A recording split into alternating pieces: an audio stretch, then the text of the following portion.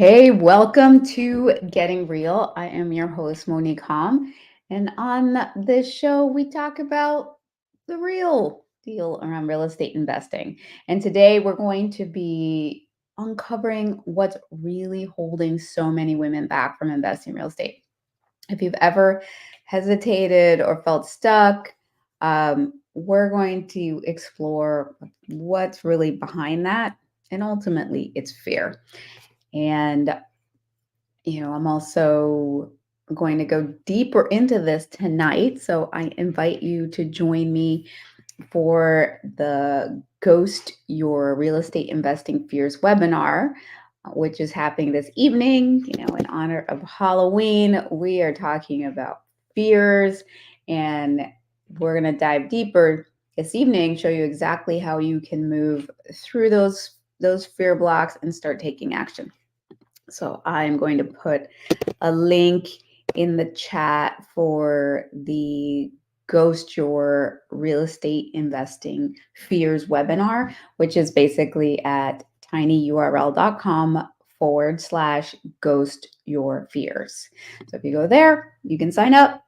It's complimentary, no cost. Come join me for this really important conversation, because this is such a big reason why women aren't investing, why more women aren't investing, right?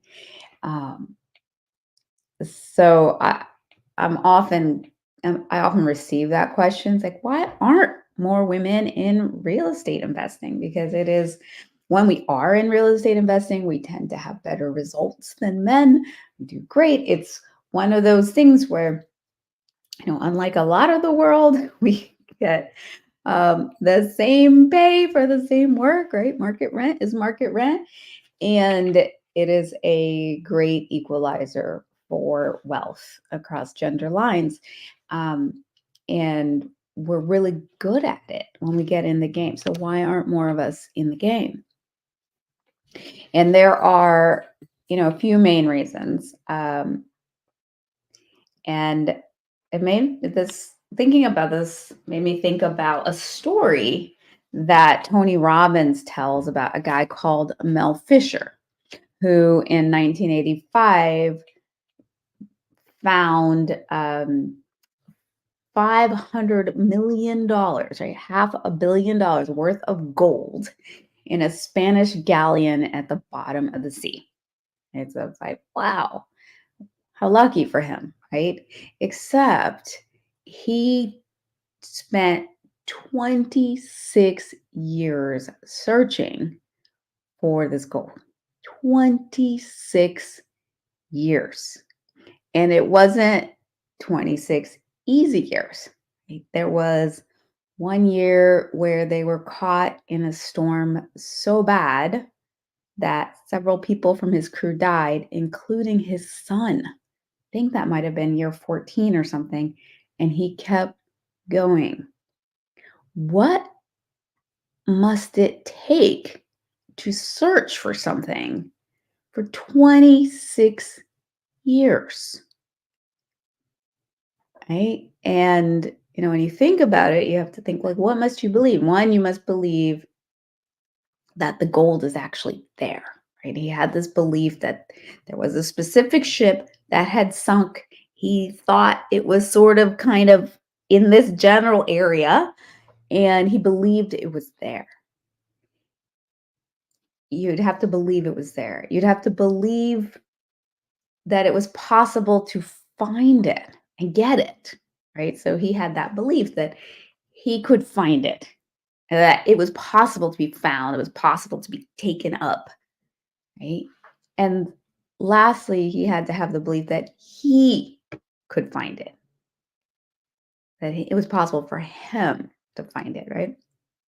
Um, and so the reason I talk about this particular story is because, for real estate investing, it is way easier to find the gold in real estate investing than it was for Mel Fisher to find this Spanish galleon. But those same general beliefs need to be there. They need to be that there is this gold there. So a lot of women don't get into real estate at all because they don't even know this is a possibility for them, right? I did not grow up thinking that investing in real estate was a thing. I had no idea that. I mean, if I stopped to think about it, I would have realized, oh yeah, the apartment that I'm renting and I'm paying rent for. Somebody owns this. I just didn't think about it, right? It was just like, oh, I pay rent, or then, um, and I didn't think that this was something that was possible for me to do. My parents were not investors at all. They just taught me to get the best job I could get. So I always thought, I'm going to be a doctor, a lawyer, professor, engineer. I ended up being a lawyer, but investing was not part of the conversation all, at all for me in our family, which is odd because I actually had a great aunt who was a major real estate developer and actually developed a substantial part of Port-au-Prince, Haiti. So she was like a badass real estate investing goddess, like, way back in the day. I did not know that. Nobody talked to me about her. I had no idea that was the thing. So I think for a lot of women, we don't get in the game because we don't even know the game is there. We don't even know that you can play in this game. And so that's part of what I want to do with this podcast, this presentation, is allow women to know, hey, there's this game and you can play in it and you can win. You can win big. And this is how, for millennia, that wealth has been really created and passed on, is through this game of real estate investing. So, and once you're past that, and you know that this is possible for you, and it's there, right? Then the other blocks have to do with fear ultimately, and especially for women. So for men, investing can feel like a game, it can feel like a challenge. For women, it often comes up feeling like a threat for us. So fears will come up, and there are fears that show up in terms of not knowing what to do. Right? I'm afraid to get in. I don't know what to do. Um, and you don't know what steps to take, and you're afraid you're going to make the wrong move. And so that fear of making the wrong move often will keep women paralyzed.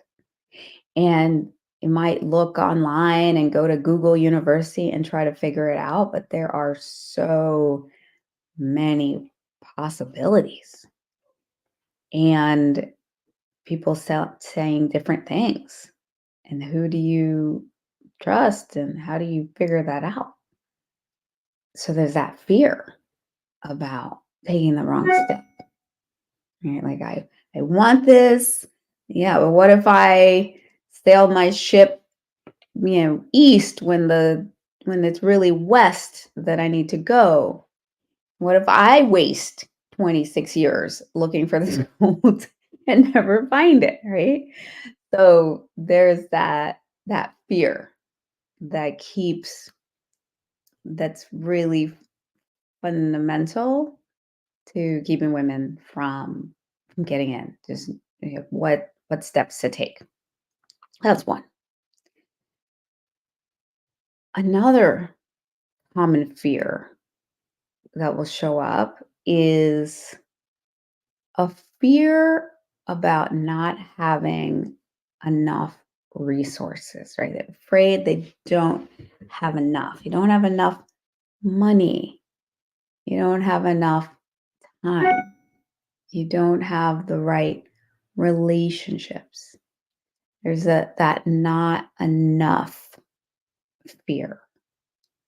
Um, and I and that is really, really common. I'm really on this Tony Robbins tip because I'm thinking about his TED Talk, which is really good. If you have not watched it yet, take your 20 minutes and watch it. It will be worth it. But, in that talk, his main idea, and he surveys the audience and he asks them, like, when you tried something and it didn't work out and you failed, why? And people are saying, well, I didn't have enough money. I didn't have the right people. I didn't have, it was interesting. Al Gore was in the audience, our former vice president and former presidential candidate who had, you know, Bush v. Gore, and ended up going to the Supreme Court. So he said that was like, I didn't have, I didn't have the vote, the one vote I needed, one Supreme Court vote, because it went 5-4. Um, and so they didn't do the recount, and everyone laughed. And Tony Robbins says, that everyone says that the issue is a lack of resources. He says, I'm going to say that it's not. The real issue is a lack of resourcefulness. The lack of resourcefulness. And ultimately, whatever we need, we can find if we are resourceful enough. It doesn't have to come through us. We can partner with the right people. But there is a fear often about not having enough resources. And I think at the basis of that fear too is this fear that we ultimately are not enough. We're not enough. Um, I've been I was watching this YouTube video with Marisa Peers, this British um, therapist, and works a lot with celebrities and super successful people. And basically, her thesis is that at the bottom of everybody's problem is this belief that they are not enough, right? Whether they have too much weight or too little money or it's that there's a not enough belief. And I think that that often is at the basis of this fear too that we have as women, that we are not enough. We're imposters. So not only do we not have the money and the time and that, but it's a that not enoughness is very deep, right? And that is the fear. That's the fear ultimately, that we are not enough. And another fear that will show up often and that keeps women out of the game, and it's another variation of this theme, is this fear of failure, right? So the thought is, what if I buy the wrong property and I lose some money? What if I can't handle it? What if I get in this terrible tenant that ends up, destroying everything? What if I fail? What if I fail? Um, and that fear of failure stops many women from ever taking that first step. They just see this worst case scenario. Um, I can't remember which book it was, where they say it might be The Big Leap by Gay Hendricks, but fear is an imagination exercise, right? There's fear and there's excitement. And Excitement is imagining the future with a positive outcome. Fear is imagining the future with a negative outcome. They're both imagination exercises, but what are you imagining? So it's very common, right? And it's not wrong to have this fear that's going to show up. And in fact, it it will show up like 100% of the time. Every time you are growing, you're getting out of your comfort zone. You're doing, and anytime you're doing something new, you're getting out of your comfort zone. There will be fear. So it's fear is not something that you can avoid. And a lot of times, I mean, I'll say, well, okay, well, I'll get started when I everything's okay and I have everything like lined up and everything's set up and I have no fear. But that's never going to happen. That there'll be a time in which you will move forward without fear.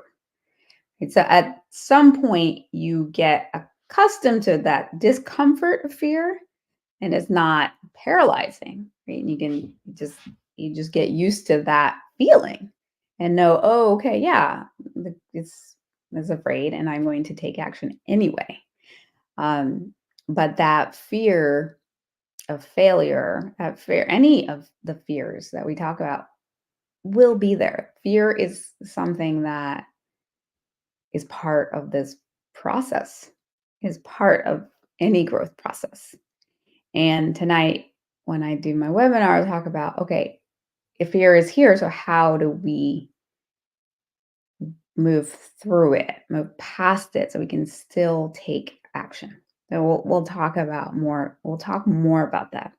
But today, and it's really helpful to just be able to identify what are the fears and how they will show up, because if you might not even recognize it as fear. And sometimes people will think to themselves, oh, I'm not being fearful, I'm just being realistic, right? I can't move forward until I have everything lined up, right? I can't move forward until I have all the money possible I could use, or I might way more time, or whatever it is.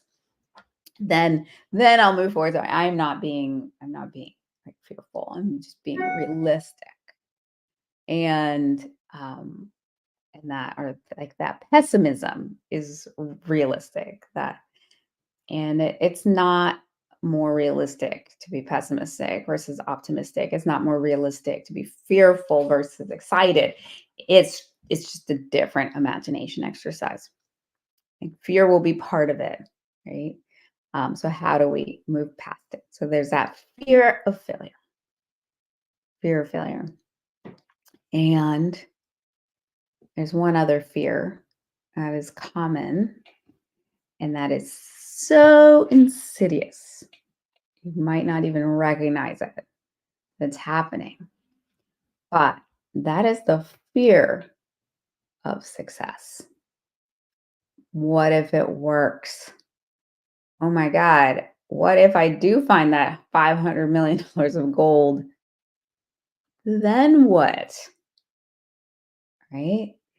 Um, what are some of the fears that, yeah, it's like, oh, I could change. Other people could change. I might not know who to trust because they might want me just for my money, or people will think that I'm different. I'm going to have to let go of my family. I can't be more successful than my family. So this fear is around success and what will happen. I remember at one point there was a super lotto, and I think it was for almost $1 billion. And my brother, yeah, yeah, let's get a ticket. Or he bought some tickets and wanted to get tickets. That's often been a wealth building plan. That's not the best plan, but he got tickets. And I said, well, what are you going to do if you win? What would you want to do with this money if you won? And he said, well, I'm going to build a big house, like a fortress with a room, with the vaults, and just be. And basically, he was building himself a prison, and he was like, I don't want people to come in and be able to find me, he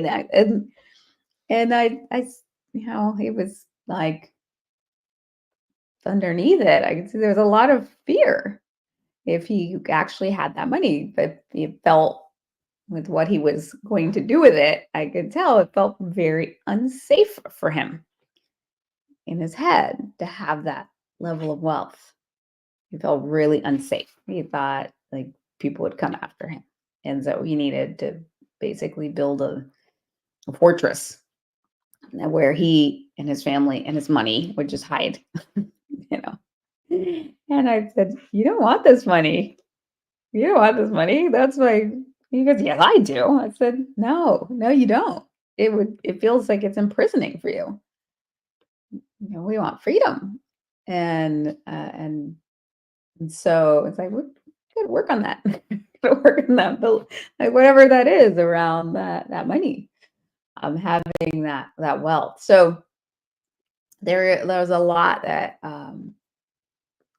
we can have around the wealth that comes with the success, right? Or that we might have these investments and then it's just too much work or too busy. I'm already busy enough. How can I be busier? Right? Without thinking, okay, well, we can structure this in a way that um, works largely without you. Right? Like investing doesn't have to be a hustle and grind. There are different ways of doing this. But when those fears around the success are there, right, that will also be a major block. It's almost a bigger block than the fear of failure because, ultimately, you don't even want the reward, what you think the reward will be. So you have to get really clear and really honest about what are those fears that are there so that you can move past them and not let them hold you back. Not let them hold you back. So we're going to talk about that tonight at the Ghost Your Real Estate Investing Fears webinar, which if you go to tinyurl.com/ghost your fears, you can join me there. And we'll talk about how you can move past those so you can move forward powerfully and create the future you want. Okay? It doesn't feel like a prison, but that feels like freedom. That feels like excitement. It feels like the legacy you want to create for yourself and the people you love and care about. All right. So that's going on tonight. I want to end with a trinity, which is a brag, a gratitude, and a desire. So brag. First of all, I brag an incredible trip to Europe where my oldest daughter got married. Seriously, legit fairy tale, beautiful wedding with castles and palaces in Sicily in Italy. Stunning. It was stunning. And I'm so, I just brag this incredible woman who actually put this wedding together herself with her now husband. They put on this incredible party, and I just brag going and that time with my family, with my kids, with my parents, with my siblings, and just that quality family time in Europe. So I brag that. I'm grateful. I'm grateful for my family and just our relationship. I know for so many people, family is a major stressor and downer, and they don't enjoy their family. I'm so grateful. I adore my family and feel adored in return. It is, that is truly abundant and wealthy to have the relationships that I have. And I'm so grateful for them. And the desire. Um, I desire, I desire that we have a really fun webinar tonight, um, and help move past fears powerfully so that more women can get into this game and start building wealth and being successful. That is my desire. So I hope to see you tonight. I desire that. And yeah, so again, tinyurl.com/ghost your fears for the Ghost Your Real Estate Investing Fears webinar.